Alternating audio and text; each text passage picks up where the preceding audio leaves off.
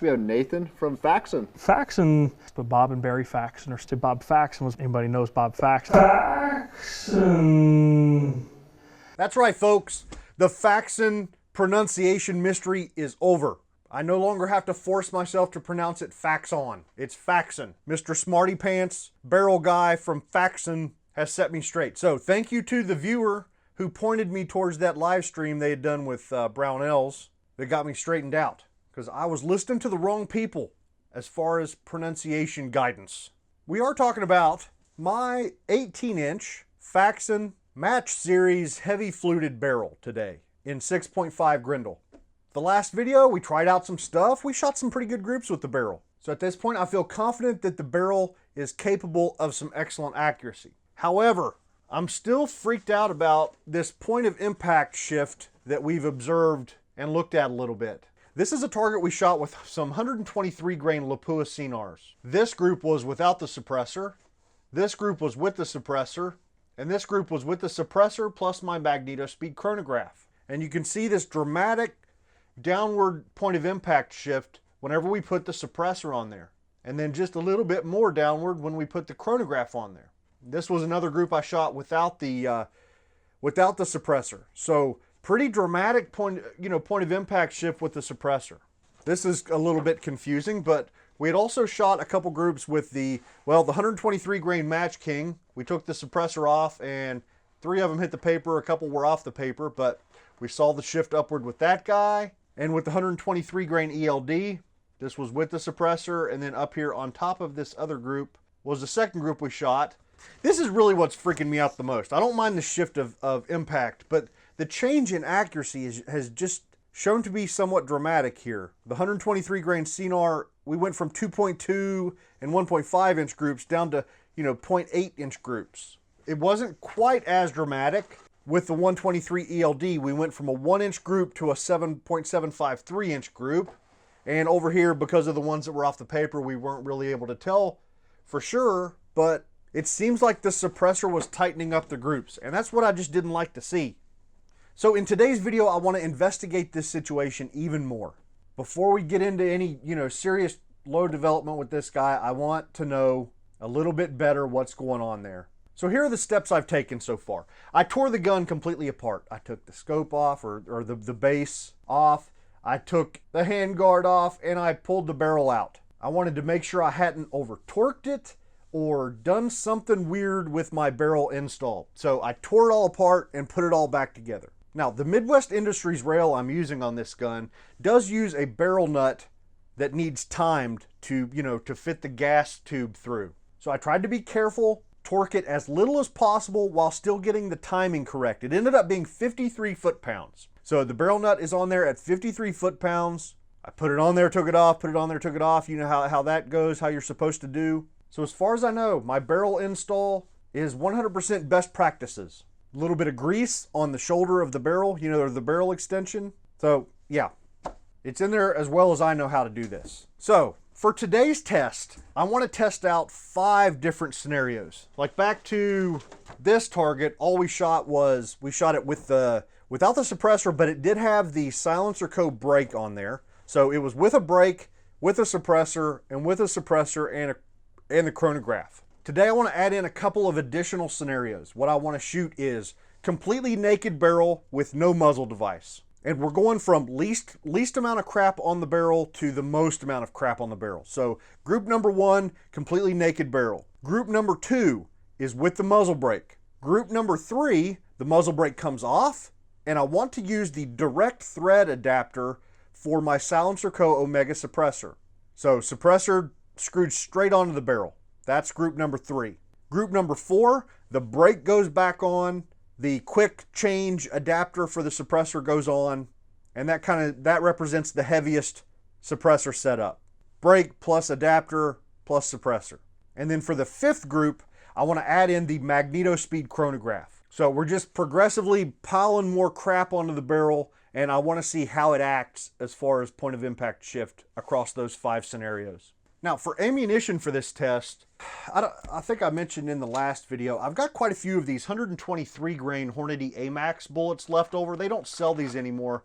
They were replaced by the 123 grain ELD match. Looking at them, I really didn't think there was any difference except the tip, but I'll warn you, the groups in today's video are not awesome. They're a little bit gnarly. I gotta be honest, we're shooting some pretty nasty groups today with the 123 grain AMAX. So maybe they changed something that I'm not noticing, or maybe I just picked the wrong loads because, you know, really don't have any loads worked up yet for this barrel, for this brand new barrel. So the plan was to just pull some crap straight out of the manual. So straight from the Hornady manual, I even used the Winchester WSR primers that they use. The first powder is CFE 223. Yeah, first powder is Hodgdon CFE 223. They show a max charge up at 31.2 grains. So I want to back off of that a little bit. I want to shoot 30.0 grains. The book says that should be 2,400 feet per second, but they use a 20... Whoa, actually their data, they use an 18-inch barrel, just like us. That's interesting. That's very interesting. So I don't know how I didn't notice that before. Yeah, Hornady Grendel data uses an 18-inch barrel. That's pretty cool. All right, well, they said 2,400 feet per second. What I actually saw was 2,353 feet per second. So I didn't quite hit the Hornady velocity. But those velocity numbers include their 120 bullets as well.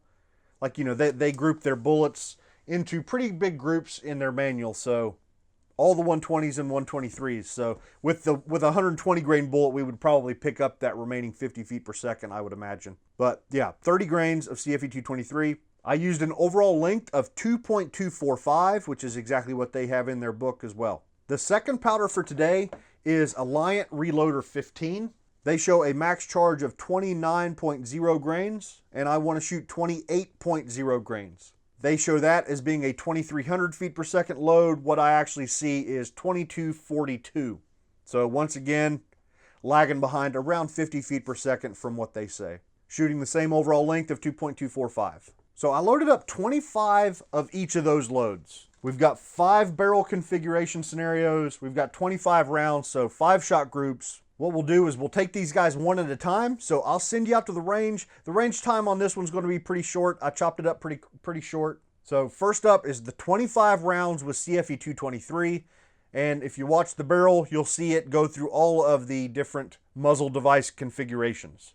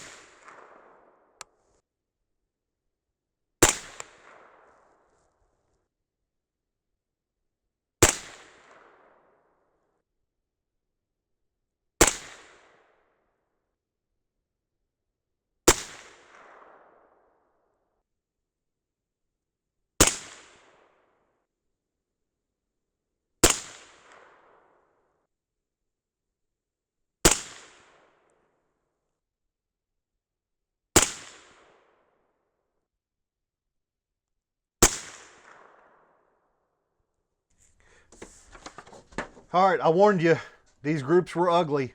CFE 223 hasn't really been the most accurate powder in my previous testing with 6.5 Grendel, but yeah, this just kind of seemed particularly crappy.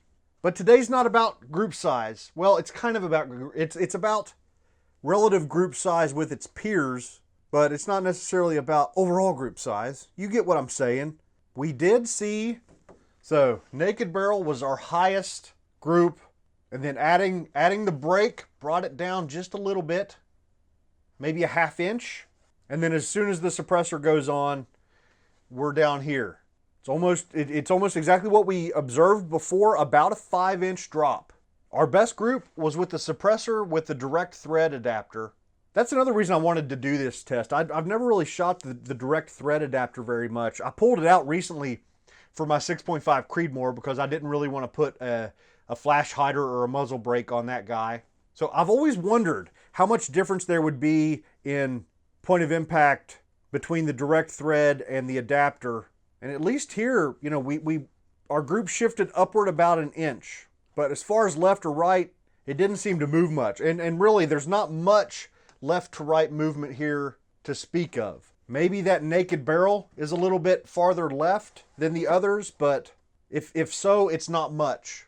But you can just tell from these groups, like this combo, this powder and bullet combo, just really, it wasn't trying to group, right? You don't see like 3 stacked into an area and with a couple flyers. It was just kind of overall general crappy accuracy. But I think we did see a distinct tightening of the groups once the suppressor came into play. 2.5 and a 2.3 inch group, and then immediately we're down here between 1.3 and 2 inches. So a marked improvement in group size with the suppressor. A little bit of shift down here between our suppressor configurations, but not a ton. So let's go back out for the second set of groups with our 28 grains of Reloader 15 charge.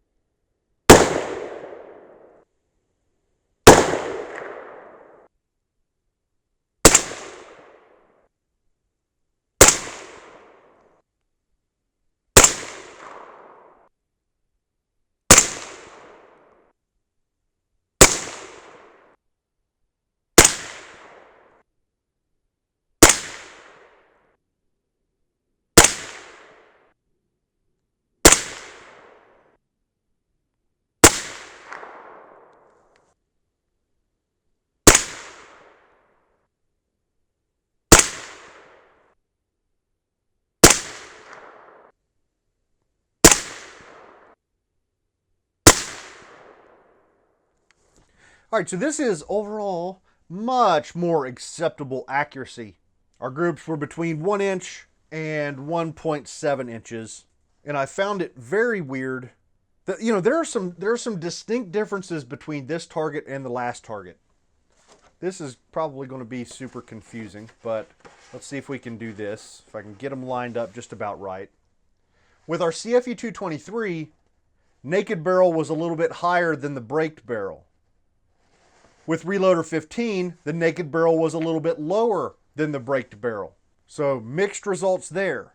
But on the whole, we're looking at, the same upward shift of about 5 inches, 4.5 to 5 inches between our suppressed groups and our non-suppressed groups.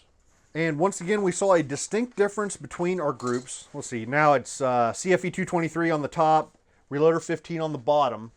See if I can get it lined up well. Actually, I can't because I cut it crooked. But CFE 223, it was, lower, a little bit higher, and then lower. And with Reloader 15, it seems to be kind of a gentle slope downwards as we add more crap to the barrel. Remember, direct threaded, quick change adapter, and then quick change adapter plus magneto speed chronograph. So slightly boring targets. What I was thinking we might see, I thought maybe that brake, that the additional weight of the brake was going to cause a pretty big shift as well. I thought the naked barrel, we might see it way the heck up here or something. But that doesn't seem to be the case. I think what we're looking at here is a whippy barrel. That's not to say it's not an accurate barrel. I think we're going to shoot great groups with this gun. But I suspect that load development is going to be a challenge. I'll tell you what, let me go see if I can find an old target. Stand by. All right, that took some digging. I can't believe I found it. But this is a target from a video I did, well, at least a year and a half ago. This is a 50 shot group that we shot with my old 6.5 Grendel. It's a 24-inch Brownells barrel made by Saturn. We were trying to test the ladder method of load development, where you shoot rounds and you're supposed to watch them like climb the paper with velocity, and you're looking for flat spots where things hit close to one another. The determination from this 400-yard group was, well, one, we weren't far enough. Like that really, we needed to be at a longer range to make it work. But also was, that gun just shot everything to pretty much the same point of impact. Like I say, I think this is, I don't know if it's 5 10-shot groups or 10 5-shot groups or whatever, but I do remember that the center of all of the groups was like a half MOA. And that gun was always that way. Like I was never moving the scope. It was like no matter what we put in it, especially, doing 100-yard testing, no matter what we put in it, no matter how much velocity range we were testing or how light or heavy bullets were, man, it always just seemed to shoot to the same spot. So that barrel was very not whippy, right? It was very rigid. It didn't seem to just whip groups all over the place. But if we look back to the last target with this new barrel, I mean, even like here, 130 grain Sierra Game King, right below, and then the 129 grain SST, we shifted down like an inch. And then the 123 SMK, we were right back up to point of aim. And then the 123 ELD, we had shifted down an inch. So here's what I think is going on. Like I said, my old barrel, my old Brownells barrel, I think it was very rigid, but I don't think the bore was as good as what is in this Faxon barrel. That gun shot exceptionally well. The 24-inch barrel shot exceptionally well, but it was never piling them through the same hole for me. So this barrel, I think it has a better bore. I think we're eventually going to be able to work up loads that maybe shoot as good or tighter groups, but I think we're going to be dealing with a whippy barrel that's flopping stuff all over the place. Like, we've seen it here on the channel before. If you watch load workups with some of my other guns, as we're increasing charge weight, we'll see like a pretty dramatic point of impact shift, or we'll see regions where we get high and low flyers because we're kind of going through a transition zone where the barrel's kind of slinging them around. So I have a feeling that's going to be critical working with our Faxon barrel, is finding those forgiving regions of charge weight where maybe the barrel settles down. I don't know. That's just an early theory. Maybe we could go back and recreate this test again. I have a feeling it would look much different. And I have a feeling testing like this might be very useful with a whippy barrel like this for finding those regions where we have a stable point of impact. All right, video number 2. I'm talking out my butt here. I don't know. I'm just thinking out loud, trying to understand what we've got on our hands and what the challenges might be. I can't deny the fact that it does seem to shoot tighter groups with the suppressor on there, right? CFE 223, it was pretty dramatic. With Reloader 15, it was less dramatic. Our naked barrel group at 1.13 inches was a little bit tighter than, let's see, this would have been with the suppressor and the quick change adapter. So the brake plus quick change plus suppressor was bigger than the naked barrel. So I can't really say for sure. There does seem to be accuracy to be had without a suppressor, I guess is maybe what I'm getting at. So I think at this point we just got to take, what we've learned so far and just move forward. Just do some load workups on a couple bullets with some powders and just see if the guesses from this video seem to be playing out with more and more powders and more bullets. I'm not going to do any more of this sort of testing, or at least not anytime soon. I'll be doing all of my shooting with the suppressor and the magneto speed, since that's the most convenient for me to get the data I want and to shoot quiet.